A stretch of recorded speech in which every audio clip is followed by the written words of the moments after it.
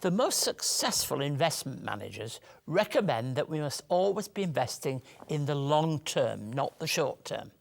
Another way of putting this is that we should keep the big picture in mind. Now I'm going to read from Luke chapter 16, 1 through to 13. Jesus told his disciples, "There was a rich man whose manager was accused of wasting his possessions. So he called him in and asked, 'What is this I hear about you?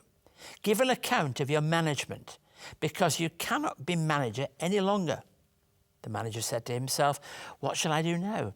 My master is taking away my job. I'm not strong enough to dig, and I'm ashamed to beg. I know what I'll do.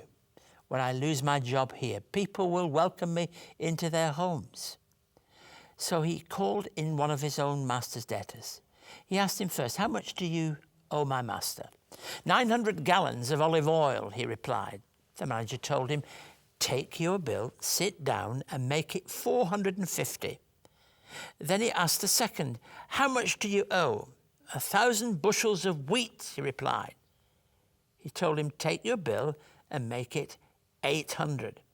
The master commended the dishonest manager because he'd acted shrewdly. For the people of this world are more shrewd in dealing with their own kind than they are with the people of light. I tell you, use worldly wealth to gain friends for yourselves, so that when it's gone, you'll be welcomed into eternal dwellings. Whoever can be trusted with very little can also be trusted with much. And whoever is dishonest with very little will also be dishonest with much.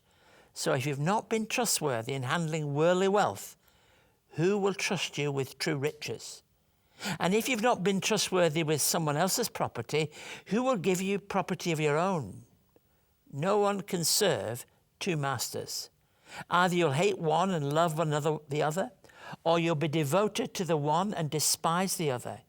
You cannot serve both God and money." Some people consider this passage to be about a shrewd management. Well, of course it's about that, but it's about so much more than that. Jesus calls us to understand the kingdom of God in a way that reminds us of how we must live out our lives and invest our attention and our priorities in relation to the long term. People do fall into get-rich-quick schemes. At Wesley Mission, we're involved in financial counselling and helping people whose lives have gone over the edge in terms of this area of investment. And I'm always amazed at how people can get themselves caught up, answer a telephone conversation, give their full details over the phone, or listen to a story that tells you if you'll only do this, within a month you're going to be this, and then a year you're going to be this. You know, it's amazing how people are drawn in.